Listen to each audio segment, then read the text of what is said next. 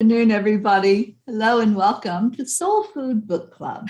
We come together every week to discuss something that has been put into words that's inspiring us, motivating us, and something that most of the time takes us for a deeper dive into ourselves and who we are and what we're doing here on this planet. We are so happy at this time to be looking at our Aunt Mary Lou's first book, Rhyming Reflections and Inspired Intentions. We can't see into the book. Hey, Lou, do you have one you can hold up? They're all disappearing into the background. All right, we got scenes up there. It's an amazing book, and this will be our last week on this book. I'm kind of sad that it's our last week, but we are moving forward. And we right now today is our beautiful family, Auntie Jean in Texas. Hi, everyone. Stacy Lord in Florida. Hello. Grace Isis in New York. And the woman of the hour, Aunt Mary Lou Burdick in Massachusetts. Thank you for having me. We have loved working with you on this book and delving into it and sharing what we are experiencing from it and having you bless us with your knowledge and your inspiration. So, Mary Lou, I think you might be prepared to do something with us today. Am I correct in that? Well, just sharing some thoughts. Did you want me to do the questions and answers? I have them in the other room. Of course, let's do it. I love the idea. We were talking last week because while you tell them what it is. Okay. Yeah, last week we just had a private meeting on Zoom. We didn't go live on the book club. And Mary Lou has an idea, and it's an icebreaker. So we are all going to participate in doing this. So Grace Isis, you're going to have to unmute while you play the game with us. And when Mary Lou comes in, then she's going to guide us through that. And I'm excited. So here she is. Hello. So I'm hoping at some point with this book to bring it to places where people are already in a place where they want to discuss. And I've been, giving some thought to that. And I'm thinking of places like we have a center here in our area called the Elizabeth Freeman Center, where women go. It's a first step to being able to change their life. If they've been in a bad marriage situation or they're threatened in any way by anyone, they can go to this center. And I thought, it would be a nice opportunity for them to talk about where they're feeling that day at that moment in their time. So, that's one of my hopes is to do that. And I don't know if everyone is the same as this wonderful book club that we meet with, because we're very comfortable, I think, asking each other questions and coming up with our own unique answers and all of that. But I'm not sure if somebody, like myself that would go in and they don't know me that well yet would be comfortable asking some of the questions that are in the book.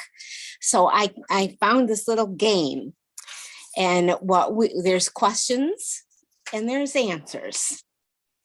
And so you play it a little differently, I think, on a Zoom, but it's still fun.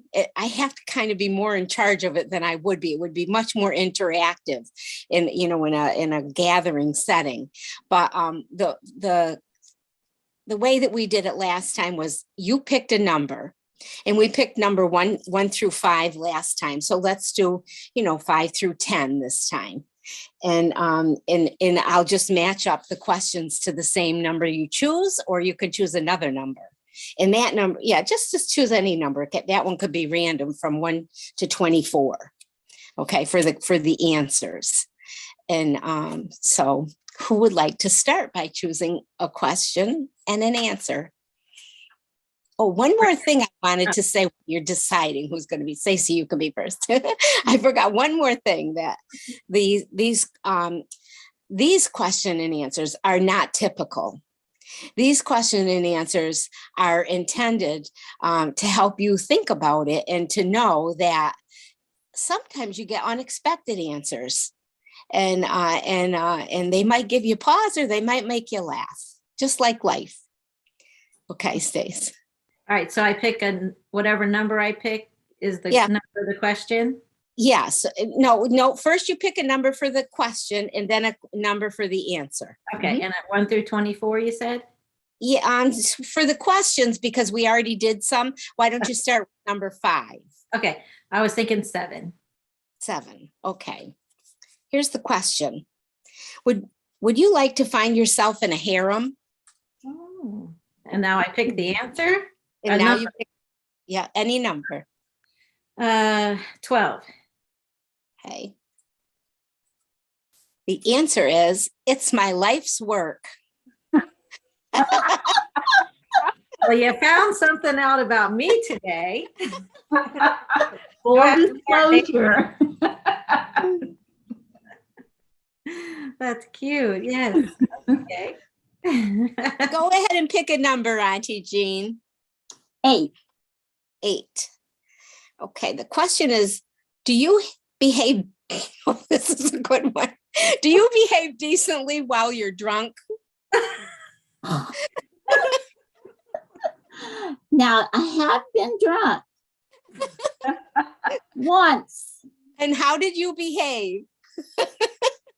She's got to pick the I answer. had a really good You don't have to time tell while us. I was You drunk. can just pick an answer. You can just pick an answer. Okay, let me see, 13. 13. And if you were number 13, it says, and this is true, you said, by no means. That sounds like me, I but believe it. Grace Isis, what number would you like to pick for the question? I'll pick 7. All right. Oops. I'm looking at the Oh, Stacy picked 7. Do you want to be in a harem too? Or do you want to I'll pick another. I didn't hear that. It's going I got Stacy. behind you. Okay, I'll pick 10. Okay. Please. Grace Isis, are you able to love? Oh boy, that's a big one. That's a big one. I can answer that. Yes. Oh yeah, You are love. I Gotta pick a number for the answer. I'm going to pick 20. 20. If you have. According to the person that wrote these questions, it says, I'll do it if you will do it.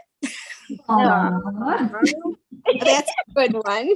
Yes. Nice.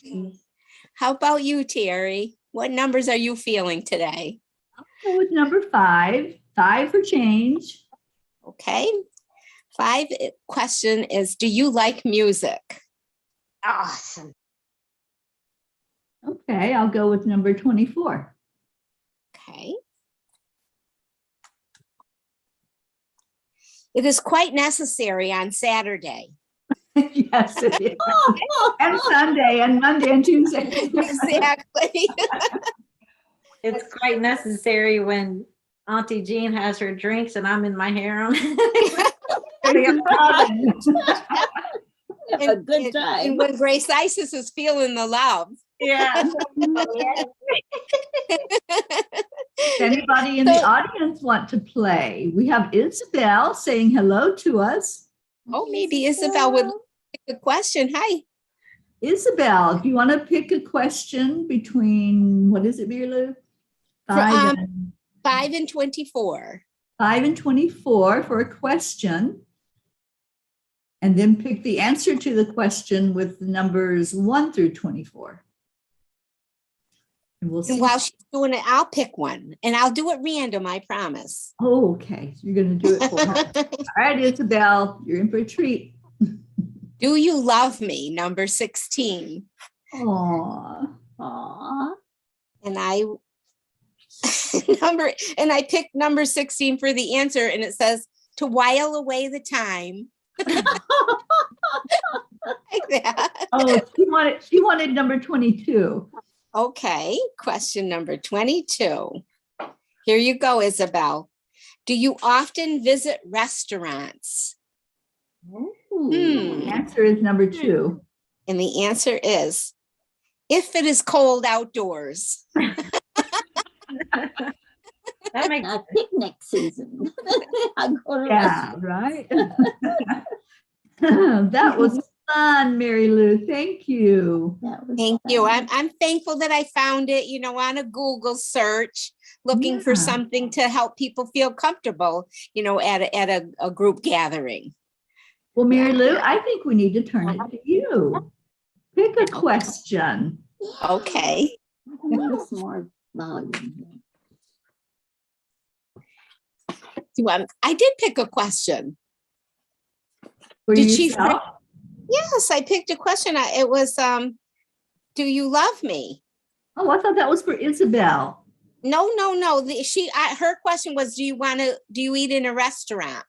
Oh, Yes, my question was, do you love me? And the answer was to while away the time.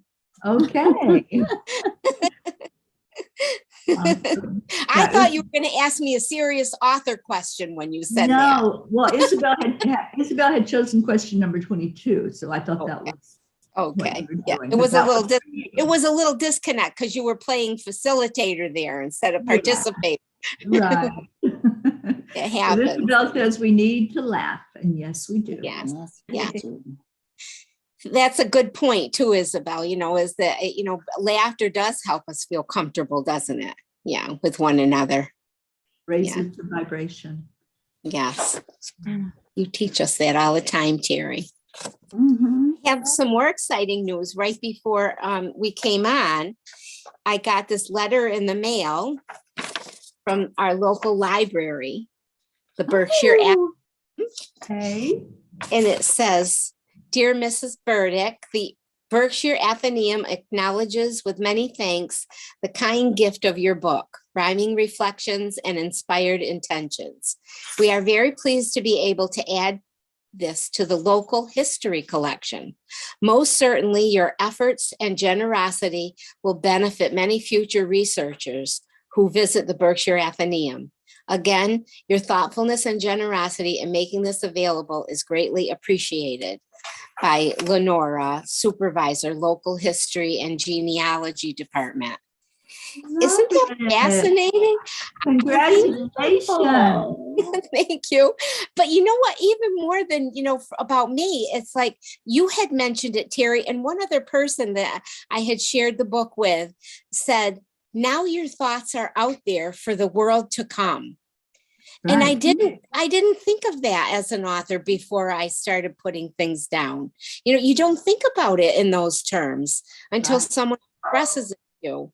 And it makes me so grateful, that maybe somebody, even years later after I'm gone, will benefit from this. yes, definitely. It was very interesting to get that affirmation. I think that is beautiful. So happy for you. Congratulations. Yeah. awesome. It makes it real. Mhm. It sure Definitely. does. It sure does. Well, Mary Lou, I came prepared last week with a question for you and a poem that I wanted to discuss. So if it's okay with everybody, I will go first in the discussion about her book. And let me just get to it. It's called The Perfect Stranger. And I want to read the poem. She's a stranger to me, always will be. Not good enough in her sight. No middle line, just black and white. No room for mistakes or time to change. Locked in the dark, never feeling pain. Nothing to lose, yet never to gain. A stranger she'll stay. That's not my way. She's perfect. And I was reading this poem, Mary Lou, and the questions that you were asking about, what does perfect mean to you? And do you consider being perfect a goal to strive for?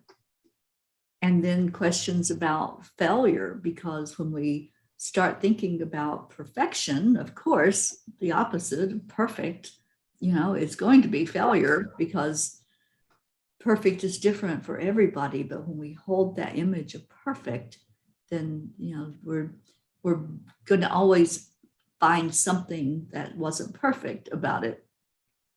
My question to you, I would love to hear if you can remember what your thoughts were as you wrote those words down, and how has that changed for you now?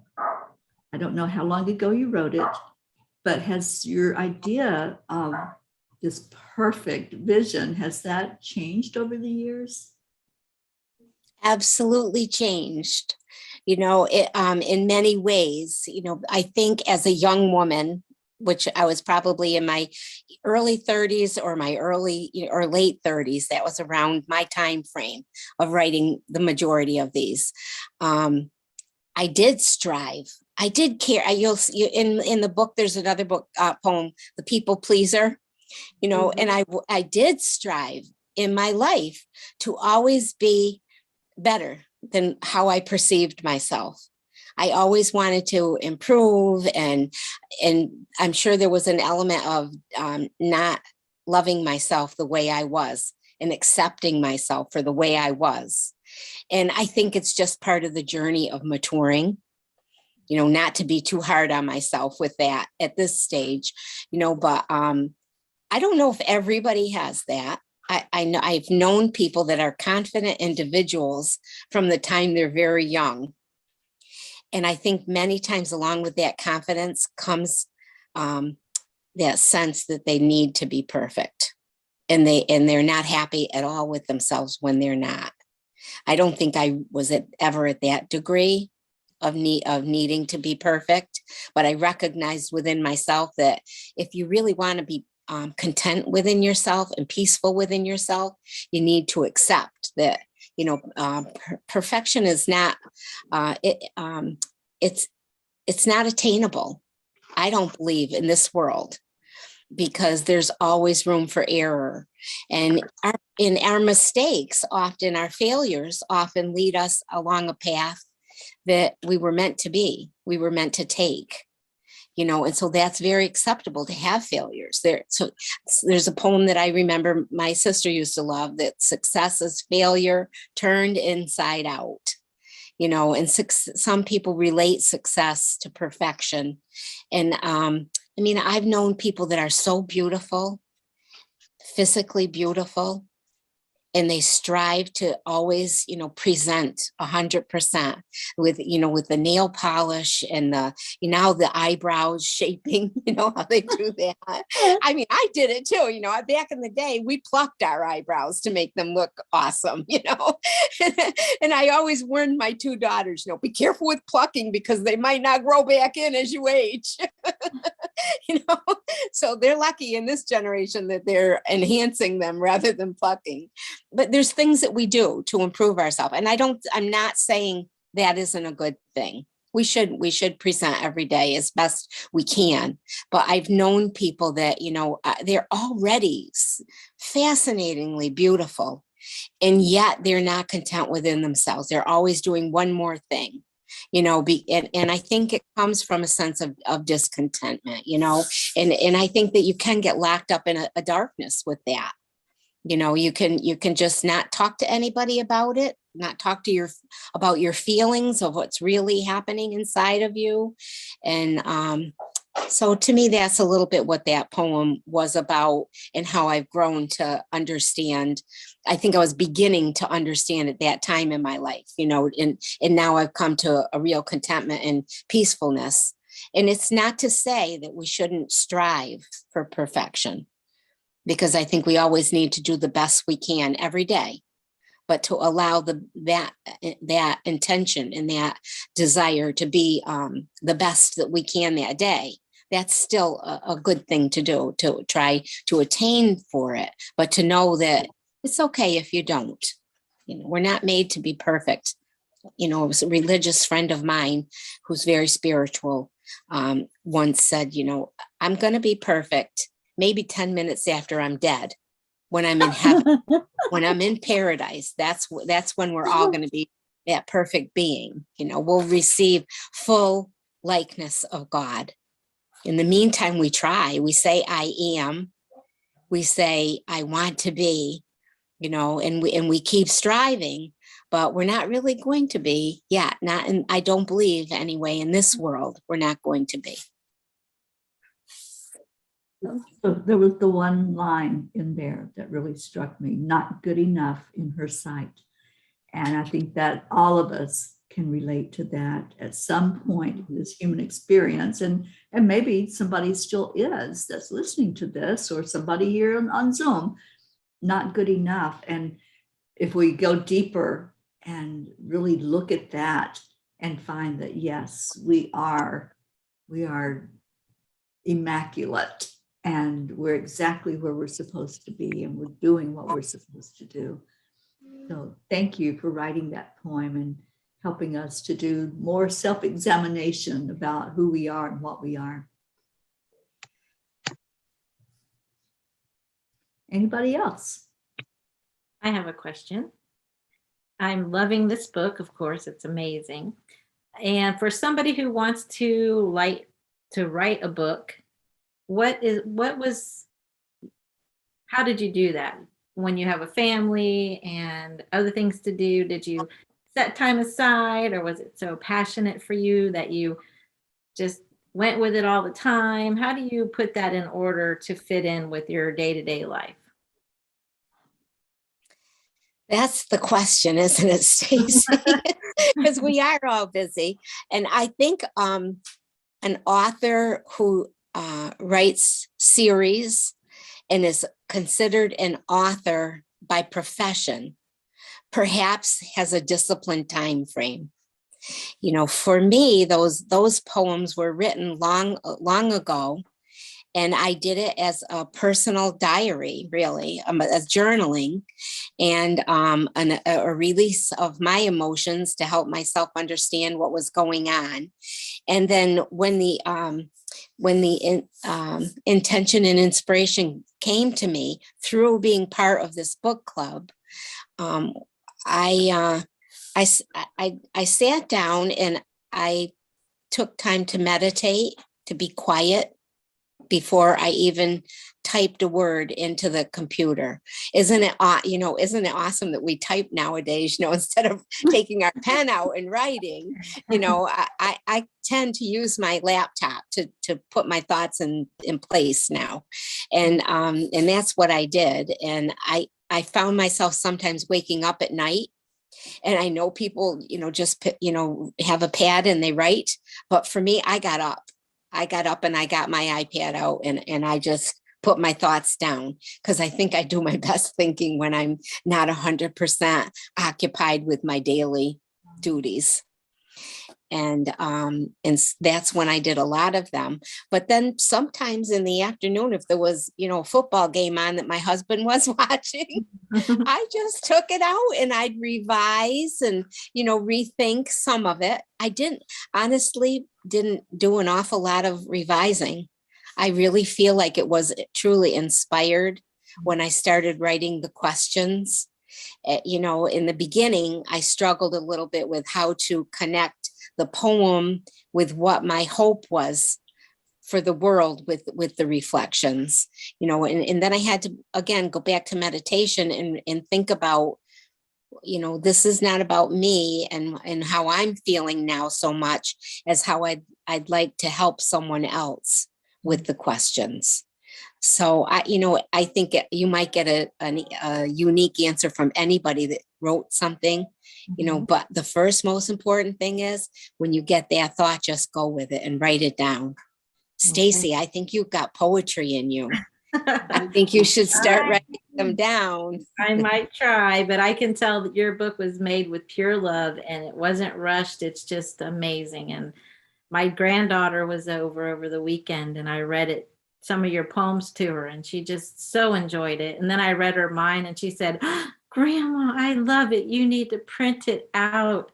So I sent Good. it to my husband, and he even made it fancy and printed it out so I could frame it. Oh, that's wonderful. Yeah. So thank you so much for getting me into poetry. Like I said last time, I would have never thought to even, I mean, I love poetry, but I never really thought about doing anything with it. But thank you for inspiring me. You're welcome, and I'm happy.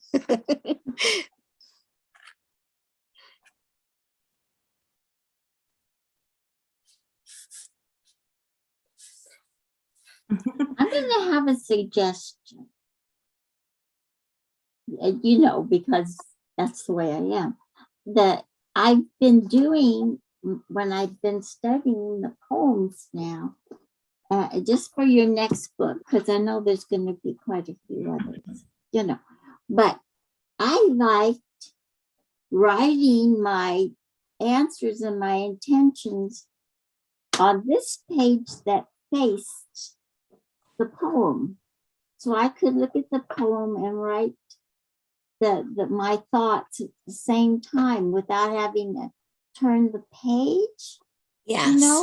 And I thought, I'm going to tell her that for her next book, because I felt so much more comfortable doing it that way. I know, Jean, it's talking about this perfection situation with Amazon.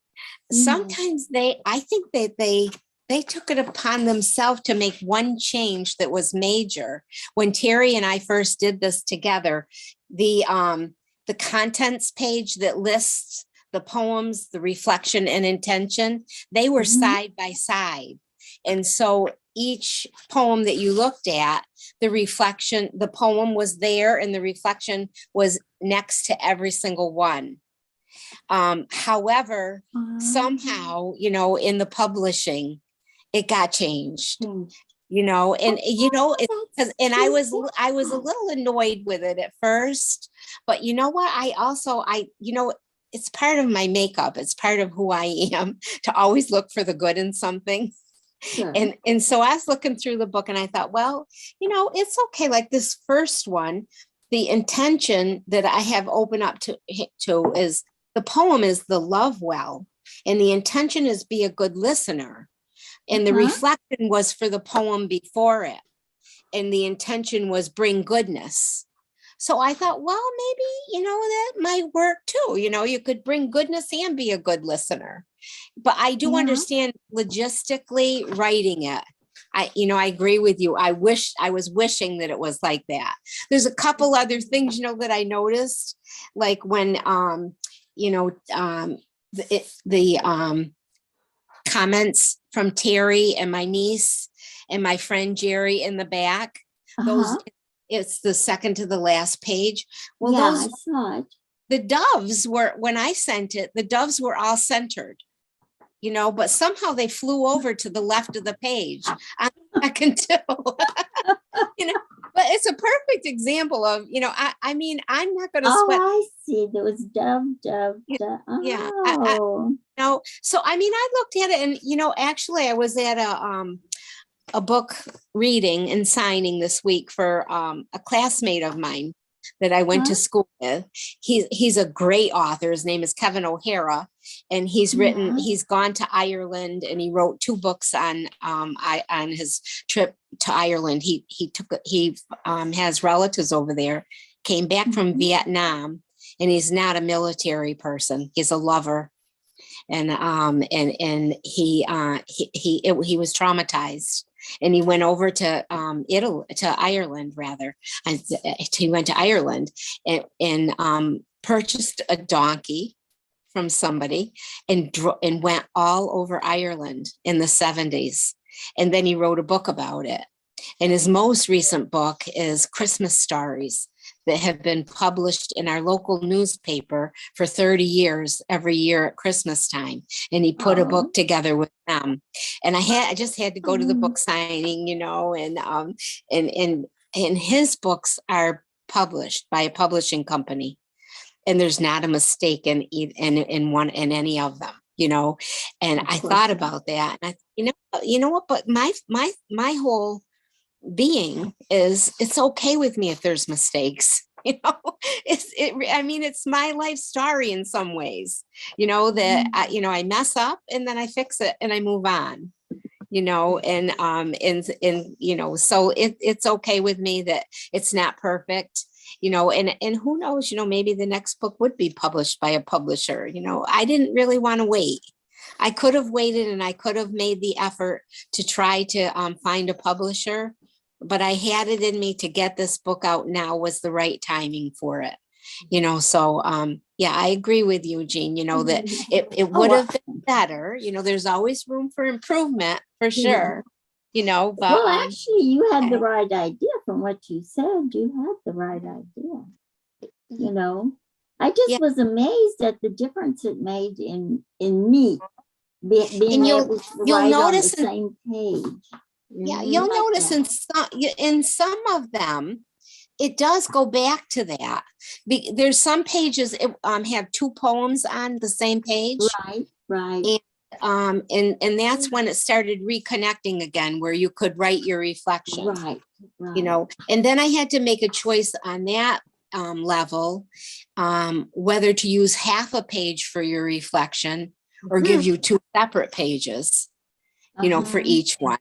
So yeah, it takes a lot of planning and a lot of structuring, with it. Well, and what I said at the beginning is I feel like I'm not exactly using it exactly the way you wanted, or you outlined it to be used, but it's meaningful to me in the way that I'm doing it. And I wanted to talk about this poem. What I did is to be honest with you, I skipped to the end. I wasn't sure how many of you had what you had all covered last week.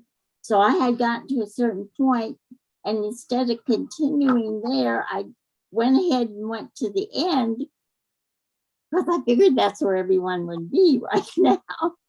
And I ran across a couple poems that were really meaningful to me, but kind of in a different way. And one of them, gosh, there were so many that it's hard for me to pick one, but I thought I'd like to discuss, if it's okay with everyone, the one called Faith. And it says, you have a beautiful poem here. It says, a gift to an offspring, one seed so precious, fertilized through the years, a quality enriched with the test of time. This treasure untouched by our pain, it grows within as a tiny spark, ignites a fire into a blazing metamorphosis, jumping and spreading till all around are encompassed in the flames. At times the flickering goes so dim, you fear a spirit loss. Your soul is parched and dry within. All reason fades away, yet with knowledge implanted, the presence of a priceless gift remains. And I thought that was so lovely because faith is like that, that it grows and it grows. And then sometimes, and Teri knows that I think I've been through it. I think we've all been through a crisis at one time where we think, well, we've lost it somehow, somewhere along the line. It went away, but it hasn't. It just needs to be nourished. And that's what I wrote. The Bible describes faith as belief in something with your whole heart, although not seen. You don't see it, but you believe it. You know it exists. And I said, as Mary Lou says, it is like a seed that is planted and grows. The more it is watered and fed, that's the important thing for its growth.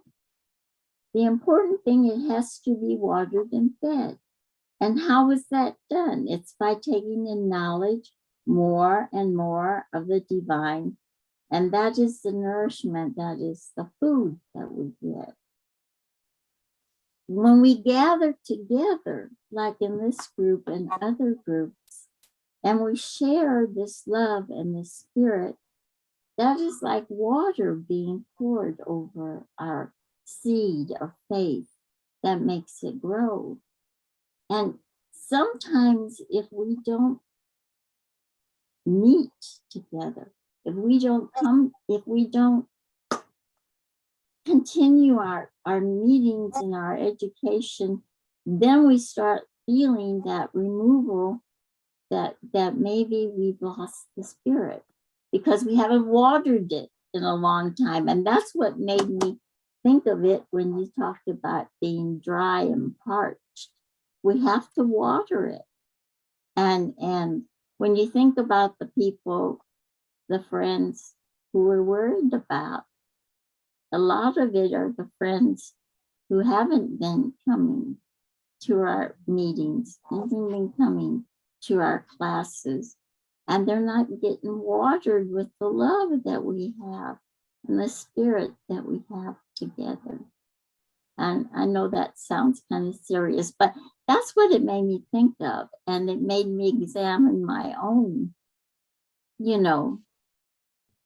participation in help build up our others, help build up all of us, because we are a family and we need each other.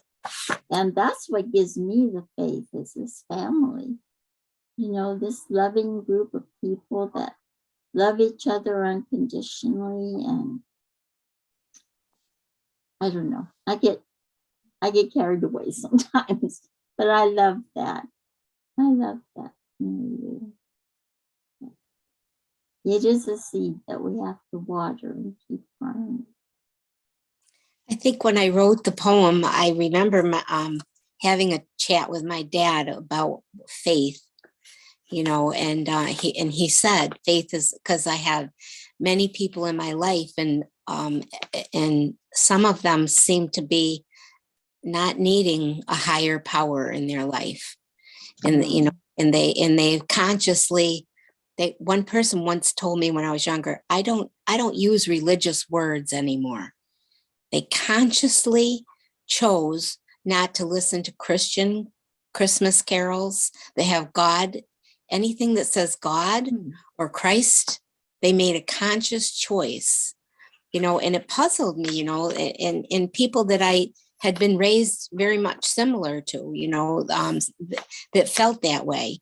And it puzzled me, what was that all about, and because I had my own pain and my own sufferings in my life that had been, I had to work my way through, and I could have lost my faith. I remember a priest saying to me, because in the Catholic Church, when I was raising my kids, most of the people in my generation had stepped away from the organized religion.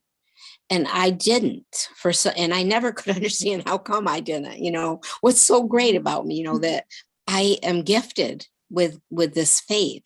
And my father said that it is a gift, that when you have faith, if you acknowledge it as a gift, and it's the same thoughts that you were sharing, Jean, it's the same thoughts. Somebody might get a gift from somebody and take it and put it in a drawer, and be appreciative when they get it, but they put it in the drawer and they don't open the drawer.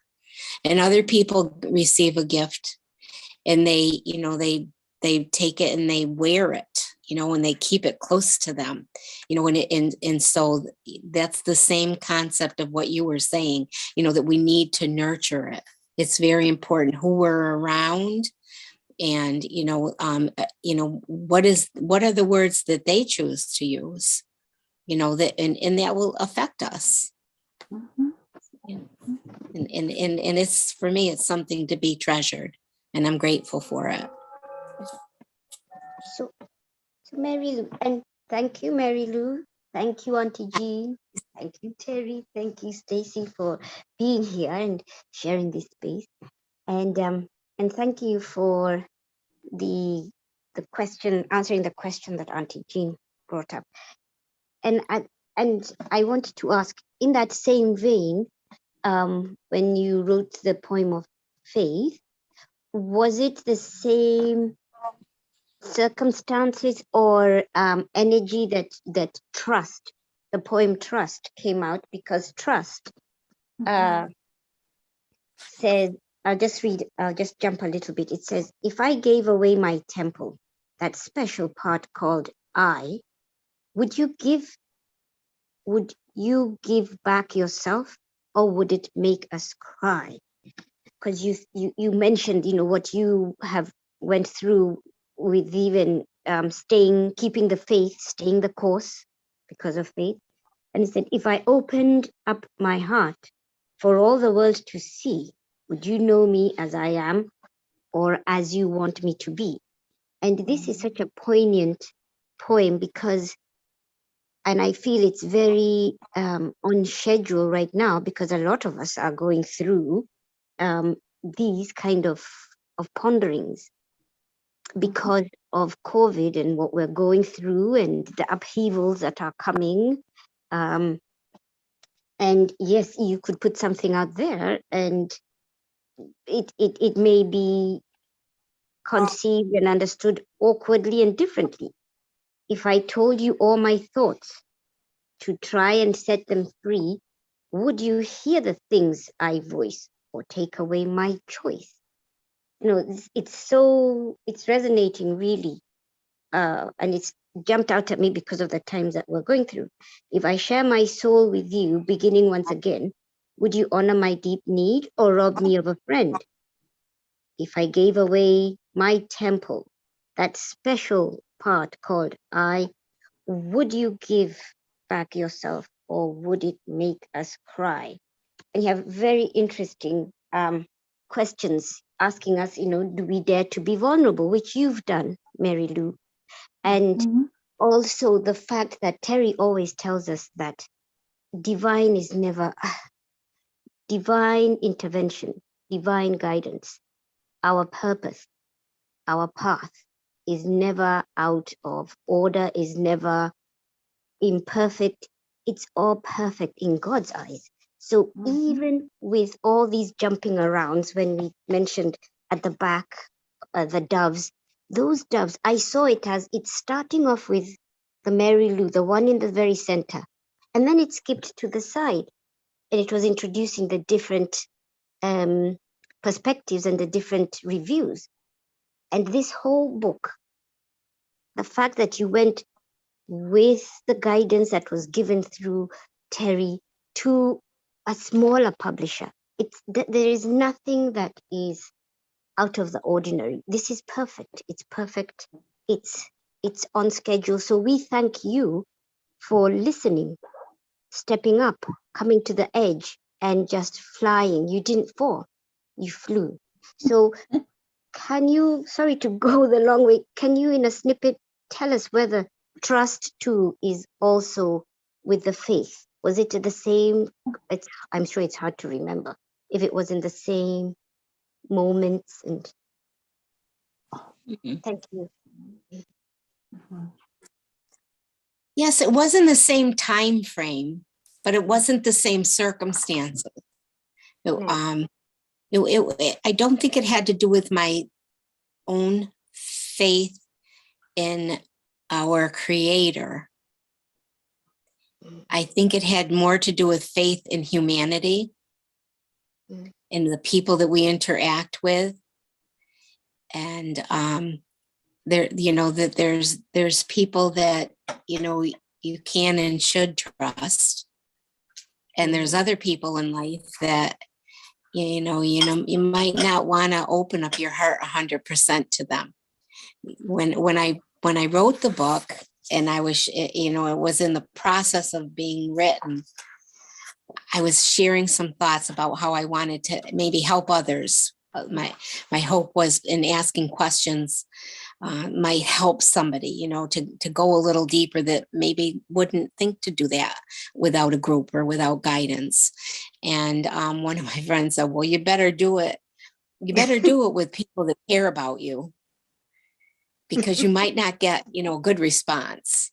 And I thought, oh my goodness, that sounds like something a 20-year-old might say to another 20-year-old, because I have no worries about getting any negative input from this book. You know what I mean? I think back then, if you know, I was like constantly trying to please people, and I was on that treadmill, you know, of, you know, how, you know, what can I do? And I'm not there anymore. You know, I am thankful that I've gone through the experiences that I've gone through. And I think many people feel that way. You know, we have to be careful. We have a temple within ourselves, and it is our temple, you know, and we need to be protective of it. But I'm also the kind of person that is very willing to put myself out there if it will help someone else. Right. And I've always been that way. It's the influence of my childhood. You know, when I remember one of my first jobs was, my mother said to me, there's a girl that lives up the street and she goes to a special camp during the summer, and she lives with her grandmother because her mother and father don't take care of her anymore. And she has to go to camp and she can't get there by herself, and her grandmother's too old to walk with her. So I told her, you would do that. I think I was like 11 or 12 years old. And this girl had been hit by her father in the driveway with an automobile, and she had a brain injury, and she never recovered from it, you know. And it was my job to walk her to the, you know, and it was like, look at me, I've got a job, I'm taking care of someone, you know. And I felt like my mother trusted me enough to ask me to do that. And yet I made myself vulnerable at that time as well, because, you know, I mean, we walked from our house up to the library, and we walked from our house up to the church to go to confession every Saturday. And now I was being asked to walk this child, you know, this little girl who was probably 6 or 7, you know, and it was my responsibility, you know. And I think, you know, all those kind of things influence us as we grow up. Yeah, and I'll finish up quickly. The intention is so perfect because it says, be conscious of being a good listener and a receptor for someone's trust. This is also telling us that for ourselves too, listen first, because we're always so quick to jump and say things, and then we regret. And part of that is listening for what am I supposed to do? What is the divine connection here with listening? Listening is really letting something come in and resonate with you. And then, because there are some things you'll know that, all right, this one, I just have to tell this person, I love you, or God loves you, you know, and send them on their way. That sometimes is all that is needed, but you have to listen. So the intention is perfect.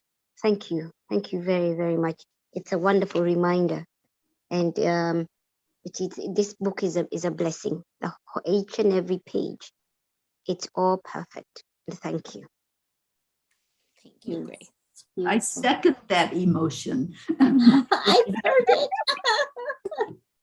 Oh, Mary I'm Lou. included. I'm so happy with it. I look at it, and, you know, it's like, who will be touched by this? Who will be blessed? Everyone. That's the whole meaning of it. There's Lives a whole. are being touched. Sorry, Yeah. Grace. No, sorry, Teri. Go ahead.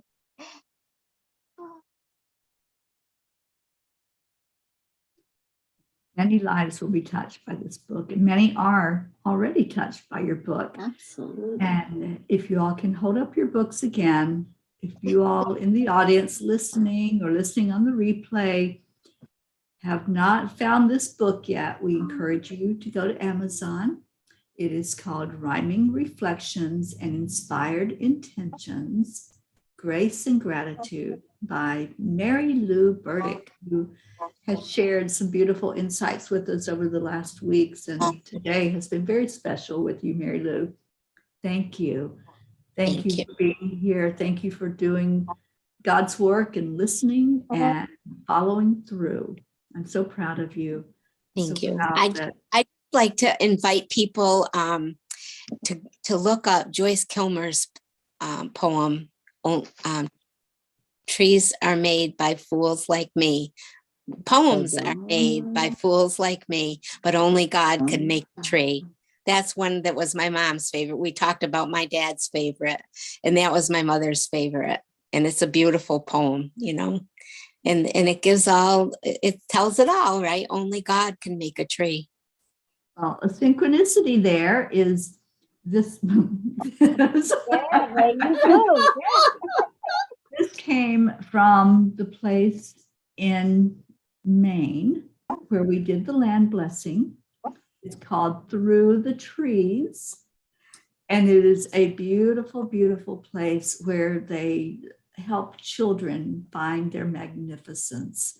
Awesome. And it's 50 acres of trees, and it's just amazing. If you all ever get the chance to go in there, it's in Freeport, Maine.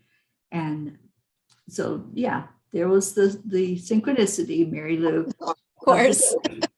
Yeah. Beautiful. That Well, was you the were first beautiful. poem I ever learned. Was Well, it, I Jean? think that I shall never see a poem lovely as a tree who may in summer wear a nest of robins in her hair. Oh, And I don't remember the rest until the end. I'm waiting for the rest. Poems are made by fools like me, but only God can make a tree. Good tree. So beautiful. That's beautiful. Well, we are out of time. We encourage you all to look this up if you haven't found it. And if you have found it, keep being blessed by it. Because one thing I've noticed through the years is we change so much, even from day to day. So if you pick up this book again, 6 months, a year, 2 years down the road, you're going to be different. And the answers are going to be different. The poems may touch you in a different way. And maybe the ones that you weren't resonating with completely, maybe it makes perfect sense then. And just like when I started out asking Mary Lou, you know, how your perspective had changed over the years from that poem that you wrote those years ago. And it's true. We change and we adapt, and then life goes on, right? Yes. So keep being blessed, keep staying in your heart. And I just want to ask Mary Lou if you have some ending words that you'd like to leave us with from you, from your book, from whatever you want to share with us. You know, Teri, you had read when we started these words, and I'd like to read them again. As you reflect and put into action the intentions, may you come to know the one deeper and be brought into the vortex of love. May you love beyond the presence of your angels into guidance and light. May you be witness and serve others with grace and gratitude. thank you. Beautiful. Thank you from my heart. I love Thank you for having me on your show. And I'm so happy to be part of the Soul Food Book Club. Yeah. I recommend it to anybody listening. Thank you. And yes, those of you who have not participated with us, we invite you to do so every Wednesday at 1 o'clock. Thank you for being here, and many blessings to all. And we always leave with a Namaste. Bye, everybody. Have a blessed day and have Have an amazing holiday tomorrow. Ooh, that's Thanksgiving. right. Happy Thanksgiving. Happy Thanksgiving. Bye.